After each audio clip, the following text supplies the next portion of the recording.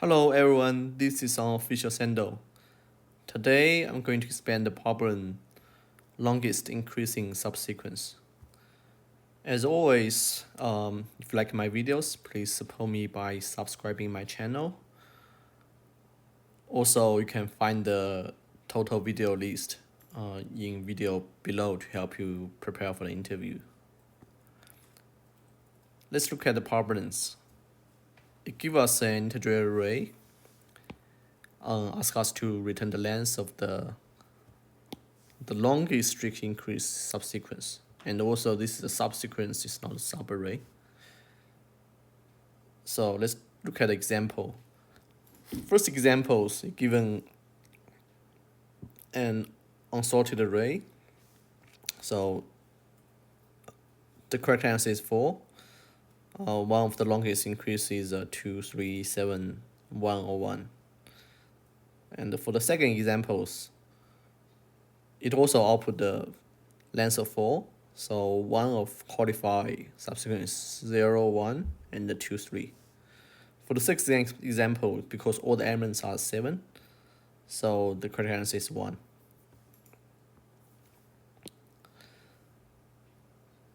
To solve these problems, one brute force algorithm we can think of is just doing the design whether we take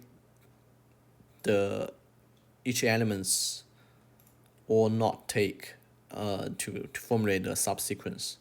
Then we check whether the subsequence we formulate is the maximum one and is qualified one. For examples, if we start as 10, so we say if we choose 10, then when we continue to check whether we want to choose 9 or we want to choose 2 and to choose 5, then we can continue doing some kind of depth first search below to check all the subsequence. Of course, we can use some branch pruning, but in the worst case, the computation complexity will become to 2 power of n. So today I'm going to introduce algorithms called patience sort. This is also using some greedy ideas. The core idea is to use a helper array. As I mentioned in the right, we have a helper array. Then we use this helper array to record the subsequence in each length. Then when we iterate each element of the original array, we want to find the first elements in helper array which is greater than current values. So if I can find one, we just replace with the current value. If we cannot, we add these values at the back of helper array. Since we need to iterate the whole original array, then we need to do find the first element can be implemented by the binary search. So in which iteration we do one binary search. So eventually we come to a solution with big of n log n complexity. Let's take this example to use these algorithms. So we have helper array here. From start will be put into an empty. So when we iterate the first index of array, so it's 10. Because it's empty, we just push into the array. Then in this calculus means we find a subsequence of length when end of 10. So the subsequence we find is 10. Next, we visit index 1. The value is 9. So we search in the helper array. We find 10 can be replaced. So we replace the 10 with 9. Right now, actually, which means we find a smaller subsequence, which give us more room to use the later elements. So this is how the greedy ideas here. Then we visit index 2, so it's 2. Of course, we can replace 9 with 2 as well. Next, we visit the index 3, so it's 5. Since help array no elements greater than 5, so we will extend the help array and push 5 into the back. So the meaning of help array now is mean right now we have a subsequence of length 1, which is 2, and also have a subsequence of length 2, which is 2, 5. Right, 2, 5 is qualified subsequence. Next, index 4, so it's 3. We find the first grade elements 5 can be replaced by 3. So here, basically, we update our subsequence of 2 to 2, 3.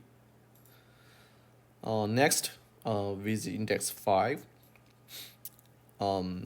so its value is 7.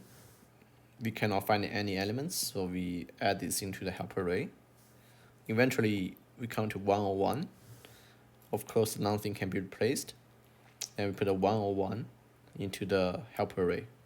So eventually, the help array means we have a subsequence of length 1 is 2, length 2 is 2, 3, length 3 is 2, 3, 7, and length 4 is the 2, 3, 7, 11. Of course, the maximum length is 4. So then we solve this problem. Let's look at the code, how to implement algorithms. So since the input is a reference of array, so we can directly implement our help array into the original array. So at first part, we check the corner case. Then here we have a kind of a variable help us to know what's the end of the help array, because we want to use the total length of the original array to build a help array in our case.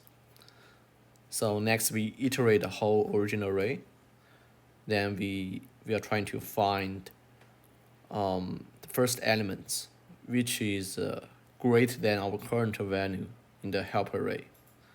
So the help array range right now is from 0 and from 0 plus the variables we record the array end. Next, we want to see whether we can find. If we cannot, we just push the current value into the back of the help array. Then we also increment our help array and pointers. If we can find one, we just simply replace it. Then eventually we just need to return the end of our help array index. So actually, this index is more about length rather than the index, because the end of index is last index help array plus 1. So next, let's look at the computation complexity. For space complexity, we don't use any data container, the big of 1, of course. About computation, we do iterate the whole array. Then here is big of n, and we in each iterations we do the binary search, so it's big of n multiply log n. That's it. That's all. I think hopefully you like these videos, and please help to provide any comments and suggesting so I can make better videos for next problem. See you next time.